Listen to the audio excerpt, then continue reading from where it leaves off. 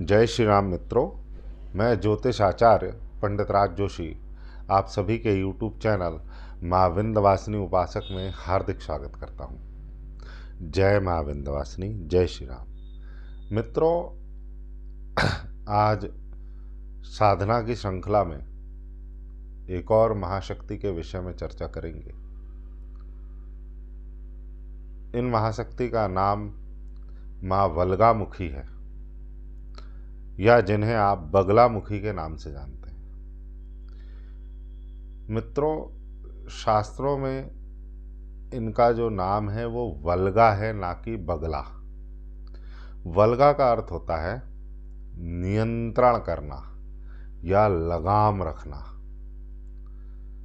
महामाई नियंत्रण यानी स्तंभन की देवी हैं, जो अपने शत्रु की वाणी, उसके हाथ, उसके पैर, उसके कर्म पर नियंत्रण या लगाम कस देती है वो देवी।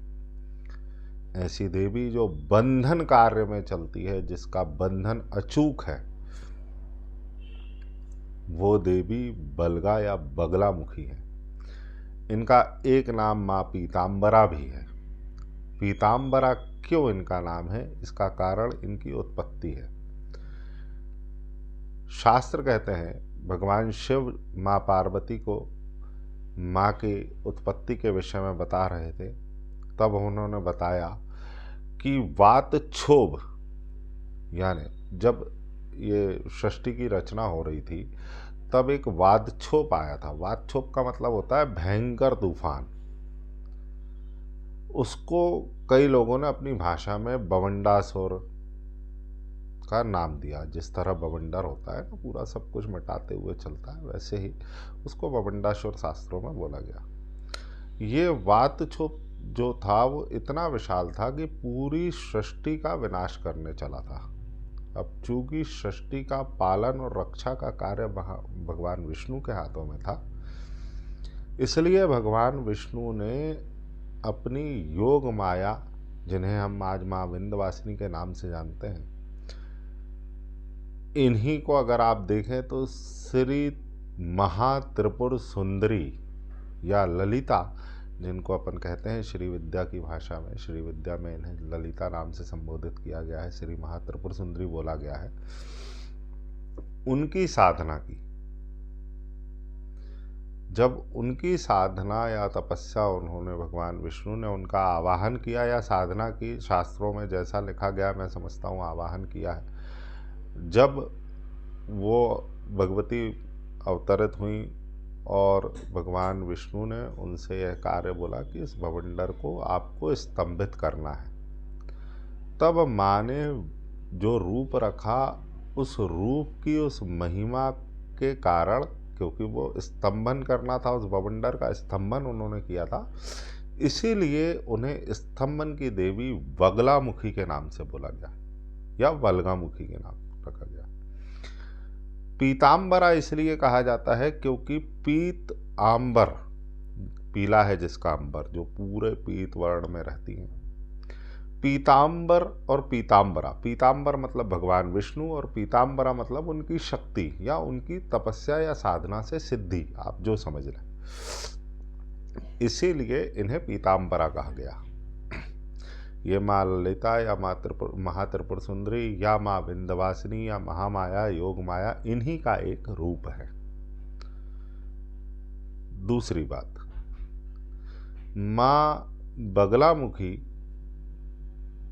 बड़ी ही दयालु कृपालु भगवती हैं। इनका उपयोग युद्ध में विजय, वाद विवाद, अदालती या मुकदमी कार्यवाही में, राजकीय कार्यों में, शत्रु स्तंभन बंधन या शत्रु नाश में, किसी भी प्रतियोगिता या राजनीति में उच्च पद पाने के लिए, अधिकारियों की बुद्धि स्तंभन के लिए इनके सबसे ज़्यादा उपयोग होते हैं। ये महामाई पूरे षटकर्म करने में माहिर हैं, या इनसे सभी प्रकार के कर्म लिए जा सकते हैं। लेकिन अगर महारत की बात की जाए तो इनकी महारत स्तंभन और उच्चाटन में है। ये साधक के शत्रु या साधक जिस जिसके लिए चाहता है, जिसके लिए भगवती का प्रयोग करता है, उसकी बुद्धि बांधने में, उसका कार्य बांधने में, उसके हाथ बांधने में सबसे ज़्यादा प्रचलित हैं। अब देखिए, किसी का अगर आपको मारण करना है तो उसकी आप बुद्धि शरीर बांध दीजिए, वो कुछ कर ही नहीं पाएगा, कुछ सोच ही समझ नहीं पाएगा, तो वो वैसे भी जिंदा लाश के समान हो जाता है। मारना आसान है, इसीलिए ये सबसे महाशक्तिशाली भगवती मानी गई हैं, क्योंकि इनका कार्य थोड़ा हट के है। दूसरी बात, महामाई की जो सेवा होती है या जो सेवक होते हैं, वो हर प्रकार के बंधन, मुक्ति करना और बंधन करना दोनों ही प्रकार के कार्य करते हैं। पूरे नवग्रह भगवती की कृपा से शांत होते हैं।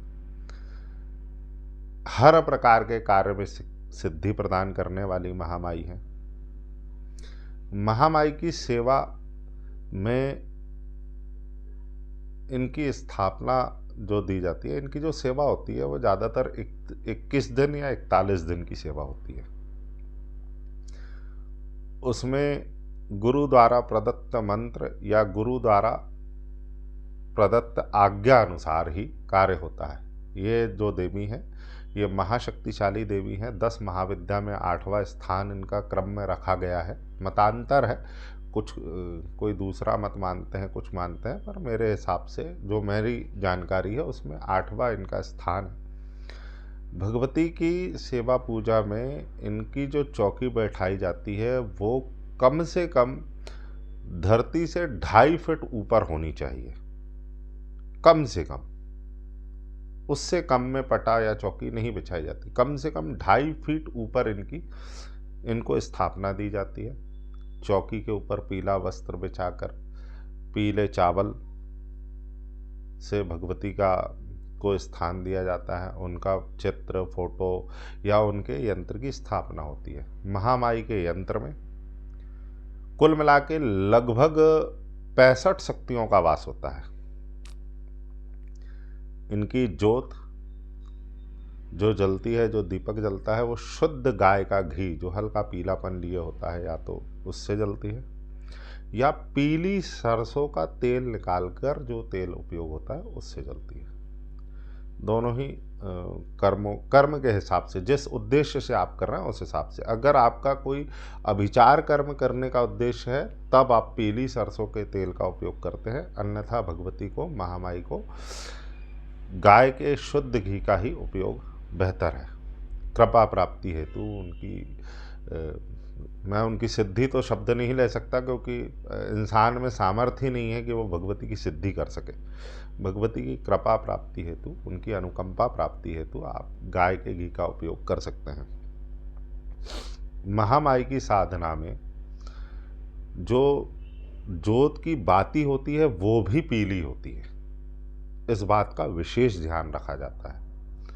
दूसरा, इनको जब गाय के घी का दीपक लगाया जाता है तो उसी दीपक में थोड़ा सा पीली सरसों का उपयोग होता है। उस दीपक में थोड़ी सी पीली सरसों डाली जाती है। थोड़ा सा कपूर, 2 लौंग, 1 इलायची महामाई को उसी दीपक में भोग दिया जाता है। हालांकि ज्योत ही एक्चुअल में शक्ति स्वरूपा होती है। क्योंकि हर साधक को तो यंत्र में देवी देवताओं की स्थापना की क्रिया प्रक्रिया नहीं पता होती है, इसीलिए भगवती का आवाहन ज्योत पे किया जाता है। यंत्र रखा जाता है, फोटो रखी जाती है, लेकिन जो शक्ति होती है वो एक्चुअली में ज्योत पे होती है।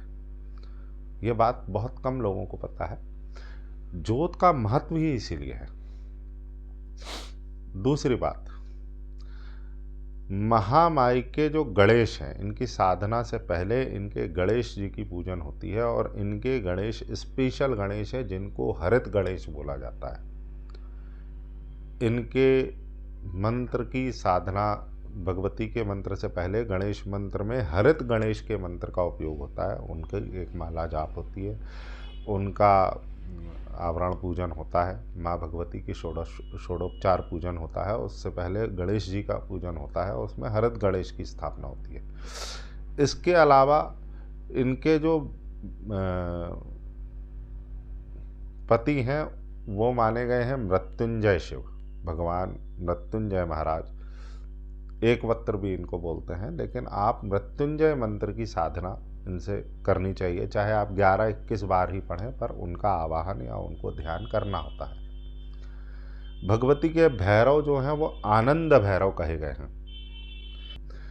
ये जो आनंद भैरव हैं, ये हरिद्वार जो है, हरिद्वार के द्वारपाल हैं। जैसे काशी के काल भैरव हैं, वैसे ही हरिद्वार के आनंद भैरव हैं।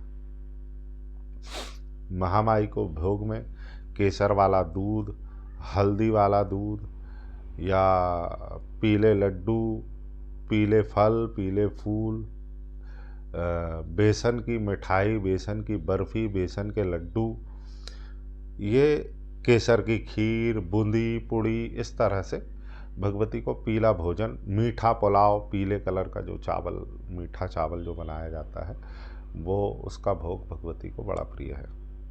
यह भगवती की सात्विक सेवा का भोग है। तामसिक सेवा के भोग में इनको मछली का भोग लगता है। मछली से हवन होता है, मछली का ही भोग ये स्वीकार करती हैं। छोटी छोटी जो मछलियाँ होती हैं उनका हवन दिया जाता है। लेकिन तामसिक विधान की यहाँ बात नहीं करूँगा, मैं सात्विक विधान पे ही बात करूँगा, क्योंकि महामाई बड़ी ही उग्र शक्ति हैं, इनसे प्रैक्टिकल नहीं होता। यहाँ ये कुछ ऐसी शक्तियाँ जहाँ प्रैक्टिकल नहीं करना चाहिए। गुरु आज्ञा से, गुरु सानिध्य में ही इनकी साधना करनी चाहिए, क्योंकि ये स्तंभन की देवी हैं। साधक अगर गलती करता है तो वह पागल भी हो सकता है, वह उसकी बुद्धि उचट जाएगी, कहीं कुछ नहीं रह जाता। इसीलिए इतनी कठिन शक्ति की सेवा कभी भी हल्के में लेके ना करें। महामाई की सेवा में पीला आसन, पीले वस्त्र, हल्दी माला या पीले हकीक की माला, हल्दी माला सर्वोत्तम होती है, हल्दी की गांठ की जो माला होती है। और इनकी साधना में जब मंत्र जाप होता है तब पीले ही वस्त्र को अपने पूरे शरीर में लपेटकर ओढ़ कर बैठा जाता है। भगवती की साधना में अगर साधक पूरे वातावरण को पीला रखे, मतलब रूम पीला कर दे, जिस रूम में वो साधना कर रहा है वहाँ पीला पैंट पोतले, पीले पर्दे पोतले, जिस बिस्तर पे वो सो रहा है अगर उसका चद्दर पीला ले ले तो अति उत्तम है। अन्यथा कम से कम जो पूजन सामग्री वो उपयोग कर रहा है वो हर हाल में पीली होनी चाहिए। बल्ब पीले कलर का या पीली पन्नी चढ़ा के थोड़ा पीला आवरण वो कर दे। क्यों? क्योंकि महामाई जिस सिंहासन में बैठी है वो पीला है, उनका मंडप पीला, पूरा सोने से है, उनके वस्त्र पीले हैं, सब कुछ पीला, उनको पीताम्बरा बोला गया है। पीला कलर उनको बड़ा प्रिय है। साधना का आरंभ जब होता है वो किसी शुभ नक्षत्र में या चतुर्दशी के दिन से ही करना चाहिए। साधना के समय साधक को भूमि शयन, ब्रह्मचर्य और अधिकतम मौन रहने की बात की जाती है। अधिकतम मौन इनको रहना चाहिए जो भगवती की सेवा देते हैं या साधक जो साधना करते हैं साधना काल में, क्योंकि भगवती वाणी सिद्धि देती हैं।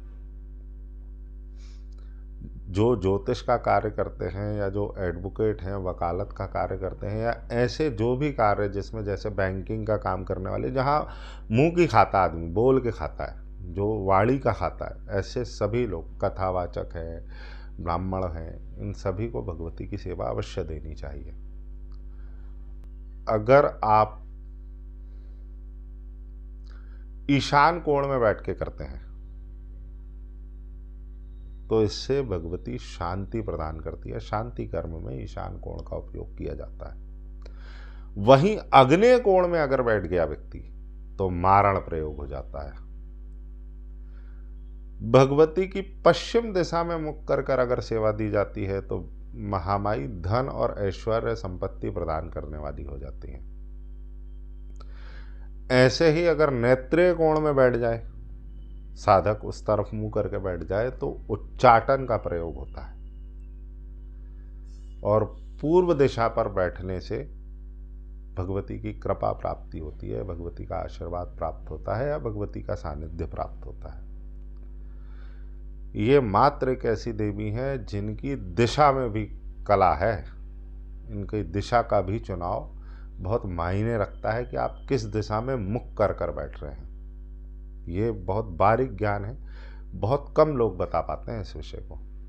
कुछ और उपाय मैं आपको बताता हूँ। भगवती का अगर मंत्र आपको सिद्ध है, हालांकि इनकी जप संख्या 10,000 बताई गई है। 10,000 मंत्र जाप का, दशांश का हवन, दशांश का तर्पण, दशांश का मर्जन, दशांश का अर्पण और दशांश का ब्राह्मण भोज की विधान है। महामाई की सेवा में कई जगह 9 आवरण में पूजा होती है, कई जगह सप्तावरण में, कई जगह पंचावरण में। महामाई की सेवा में पूरे के पूरे नियम लागू होते हैं। जो पुरुष वर्ग अगर साधना करेगा तो उसको न्यास, पूरे न्यास करने होते हैं। हृदय न्यास, ऋषि न्यास, अंग न्यास आदि सभी प्रकार के न्यासों का भी विधान कहा गया है। हाँ, इनका अगर आप तांत्रिक विधान से सेवन पूजन करते हैं या शावर मंत्र से उपयोग करते हैं तो भी आपको बहुत सावधानी बरतनी होती है। इनमें थोड़ी शिथिलता होती है, लेकिन फिर भी सावधानी के साथ में।